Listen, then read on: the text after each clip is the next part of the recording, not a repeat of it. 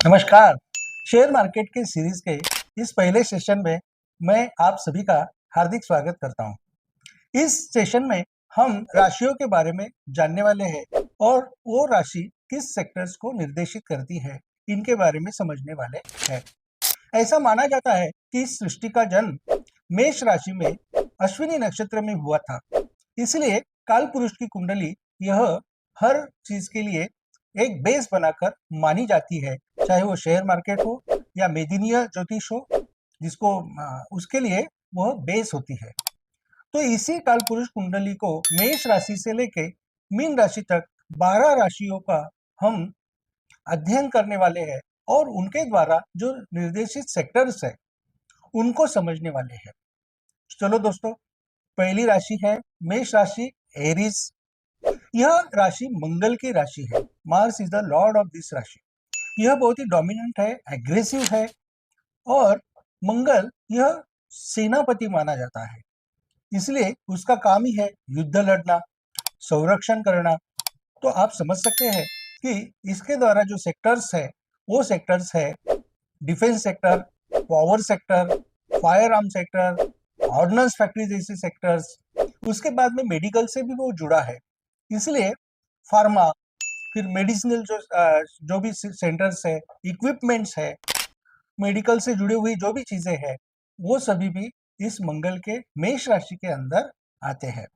और कॉपर यह इसका मेन मेटल है। तो जब भी मेष राशि में कुछ बड़े अच्छे ग्रह आएंगे या खुद मंगल आएगा, तो हमने देखा है कि मेटल इंडस्ट्री में बहुत बड़े अपट्रेंड्स वहां पर आते हैं। और ये जो सेक्टर्स हमने बताए, उन सेक्टर्स में बहुत बड़े अपट्रेंड दिखाई देते हैं। जैसे जुपिटर जब मेष राशि में आया था और हर्षल भी वही था, तभी बाकी के ग्रह जब जब से जैसे जैसे उनके साथ चले गए, तो डिफेंस क्षेत्र में, फार्मा सेक्टर में बहुत बड़े अपट्रेंड्स वहां पर हमें देखने को मिले थे।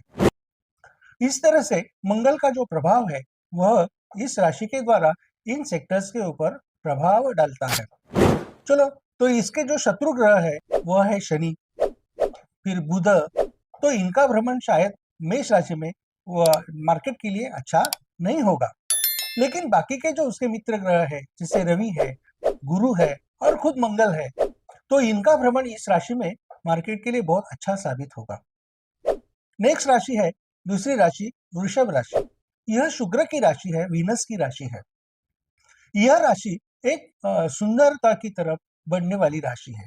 सौंदर्य है उसमें, कला है।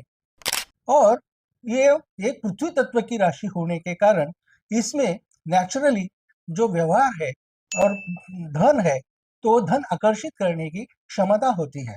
इसलिए यह बैंकिंग, फाइनेंस ऐसे सेक्टर्स को निर्देशित करती है। उसके साथ साथ सौंदर्य प्रसाधन, कॉस्मेटिक्स, गारमेंट्स या जो भी उसके निगड़ित ऐसे मीडिया है, फिल्म इंडस्ट्री है, एंटरटेनमेंट इंडस्ट्री है, ये सभी इससे जुड़े हुए होते हैं। तो जब भी इसमें कोई अच्छे ग्रह आएंगे, अभी इसके जो मित्र ग्रह है वो है शनि, खुद शुक्र और मर्क्यूरी, बुध। शत्रु ग्रह है जुपिटर, उसके बाद में मार्स। तो ये उनके लिए बहुत अच्छे नहीं होते हैं। इसके सेक्टर्स में जब हलचल होती है तो देखा जाता है कि जो मेटल है वो सिल्वर है, तो सिल्वर के इसमें ट्रेंड्स आ जाएंगे। उसके तरह से हमें उसको समझना है। यह है वृषभ राशि। थर्ड राशि, तीसरी राशि है मिथुन, जेमिनी, जो बुध की राशि है। बुध एक ऐसा प्लेनेट है, वो डुअल माइंडेड है, वायु तत्व का है और वो बहुत ही बुद्धिमान है। तो जिसमें इंटेलेक्चुअल थिंग्स आती है, नए नए ट्रेंड्स और नए नए मॉडर्नाइज टेक्निक्स, तो उसका बुध यह निर्देशन करता है। जैसे कि information and technology, IT sector है, उसके बाद में कम्युनिकेशन सेक्टर है, उसके बाद में जो भी मॉडर्नाइज टेक्निक्स है, फिर बुक्स है, पब्लिकेशंस है, प्रोडक्शन करने वाली कुछ जो फूड ग्रेन से संबंधित एफएमसीजी के सेक्टर्स है, वो सभी इसके अंदर आते हैं। तो बुध का जो संबंध है वह मिथुन राशि से बहुत अच्छा है और उसमें कम्युनिकेशन सबसे बड़ा होता है। तो आईटी इंडस्ट्री इसके ऊपर निर्भर करती है।